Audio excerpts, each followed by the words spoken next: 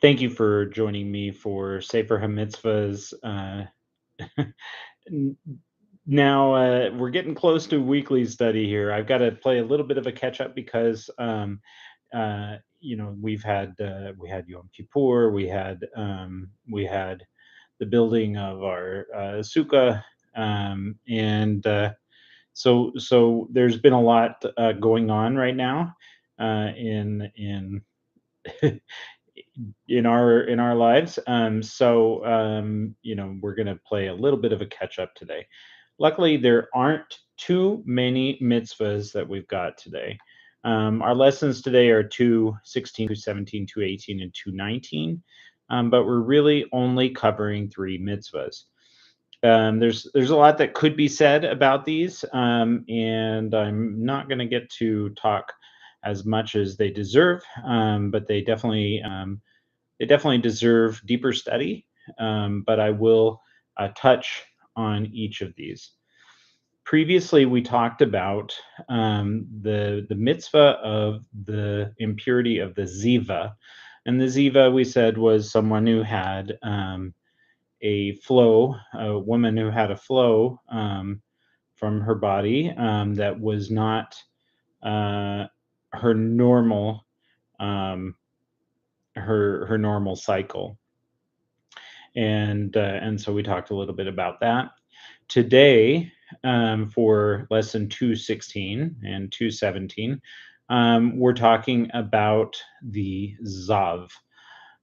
So I'll start out by just reading what Sefer Mitzvahs here says, and then I will talk a little bit more about that, and that will be what we'll consider as covering 2 days of talking about it.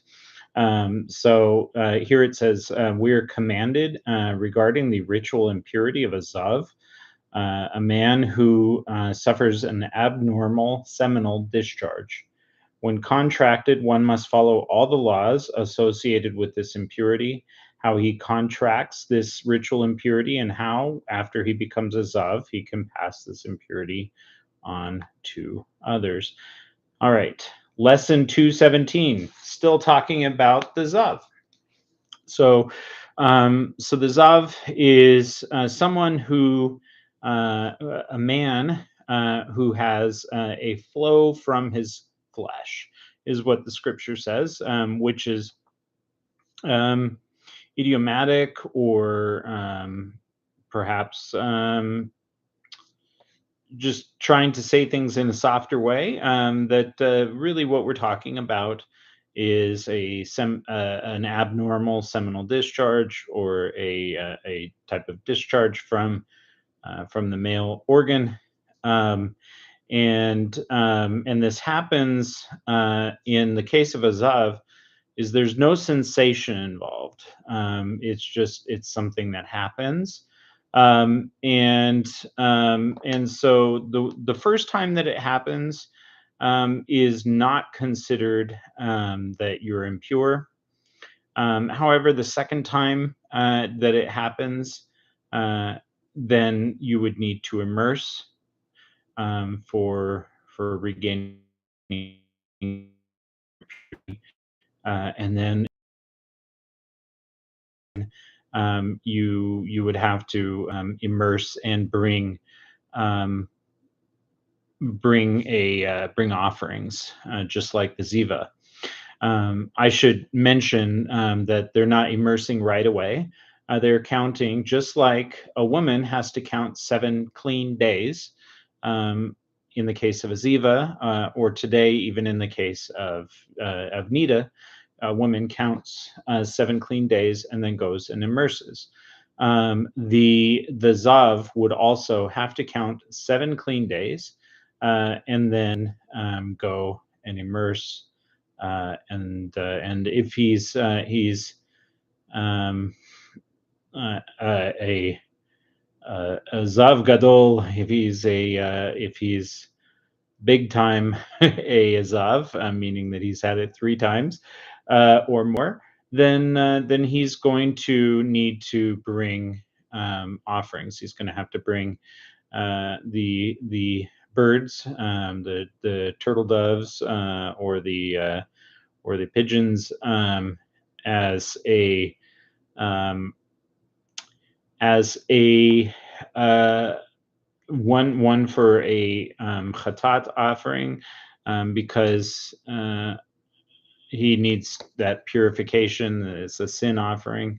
And one is for an ola. The ola is like entirely burned up, and that is gratitude for the fact that he's been healed. All right. So, in what way did he sin? Well, they say that this also, just like the tsaras and some of the other situations, like they say that the ziva, she and you don't point fingers at people when they end up with these situations. Hopefully, people are being discreet, and you're not finding out that the people have these situations. But someone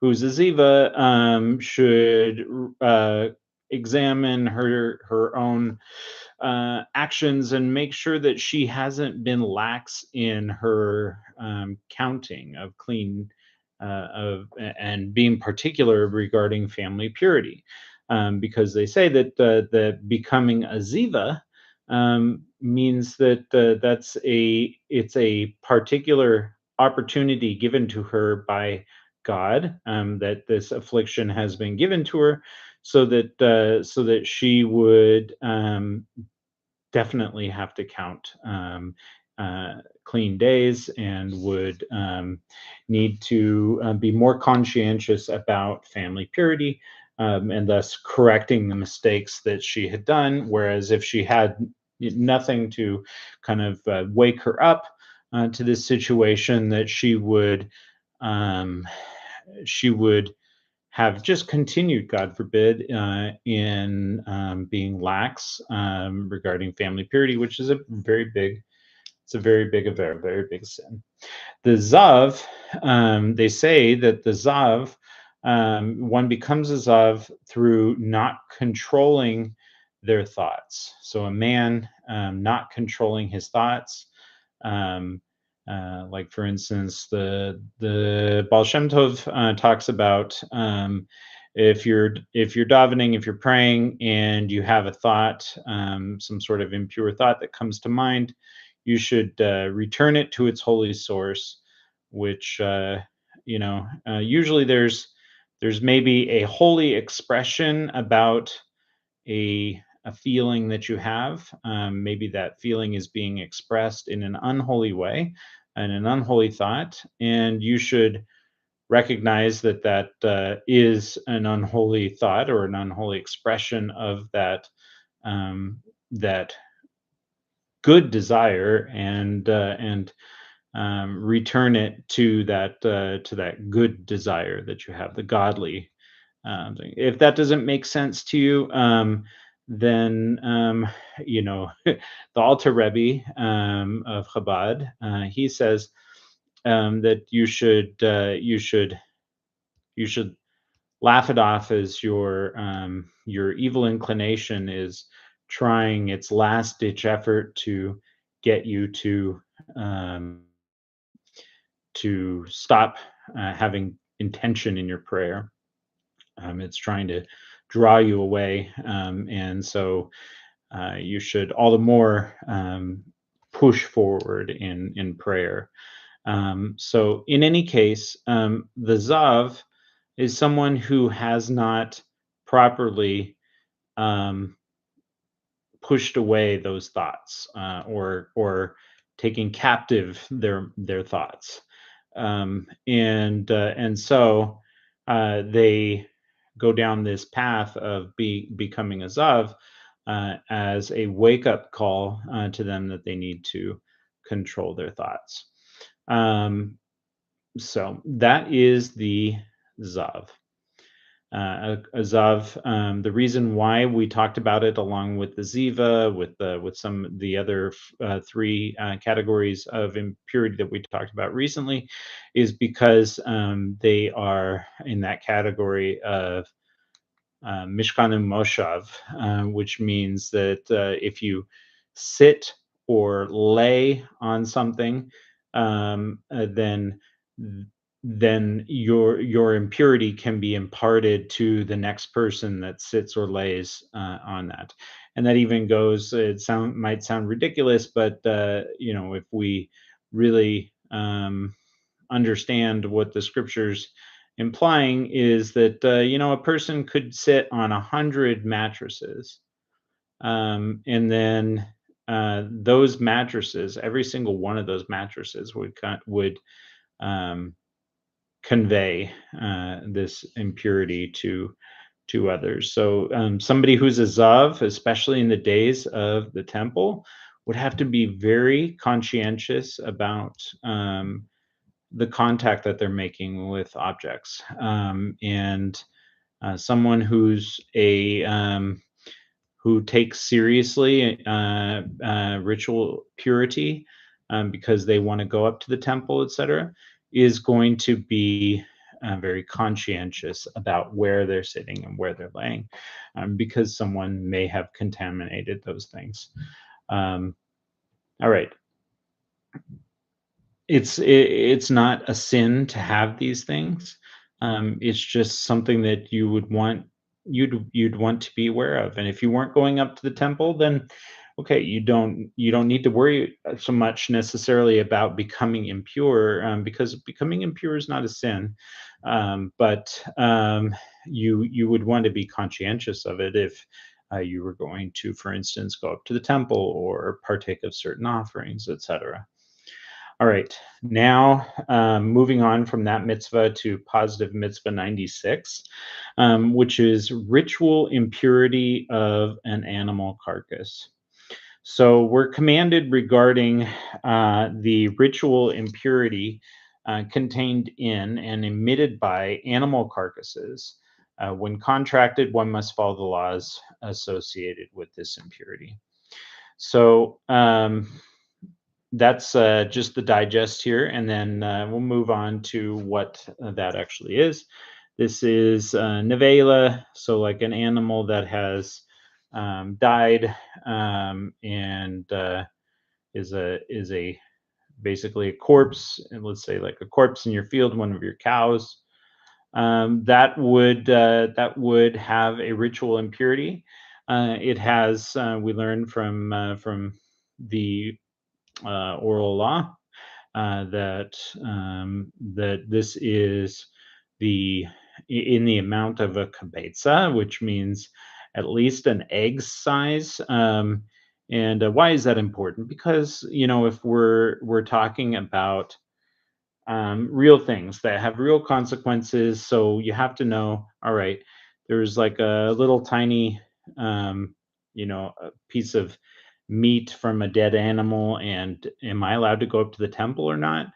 And you would not have a ritual impurity from like a small little bit, but if it's at least the size of an egg, then you would have contracted the ritual impurity. So these would be like, for instance, even your domesticated animals that would die, um, and so those carcasses would impute ritual impurity. Not all animals give ritual impurity. So, like for instance, a fish is not going to make you impure, uh, from that. So it's not a list that includes all animals. Unfortunately, today I'm not going to be able to go through a list of which animals, but those would be worth looking into if you're wanting to know more. All right, now we're moving on to lesson 219. Lesson 219, we are going to talk about this one mitzvah, to positive mitzvah 97, and we're going to talk about it more than just today. So I'm just going to do a brief digest of it, and we can talk a little bit more about it, God willing, tomorrow, before Sukkot, if I get the opportunity. Otherwise, we will have to talk about it afterward, and I'll have to do another, 3 or 4 lessons all at once, if that happens. All right. So This is the ritual impurity of sheratzim. This comes from the Torah. There's list of animals that the Torah gives, 8 animals that are known as sheratzim. So we're commanded regarding the ritual impurity contained in and emitted by certain creeping animals known as sheratzim, or singular is sheretz, listed in the Torah. When contracted, one must follow all the laws associated with this impurity. So, like for instance, this might be a lizard or a mouse, and maybe we'll go over a list or lists of what animals this may have contained, depending on the various commentators who gave us translations on them. All right.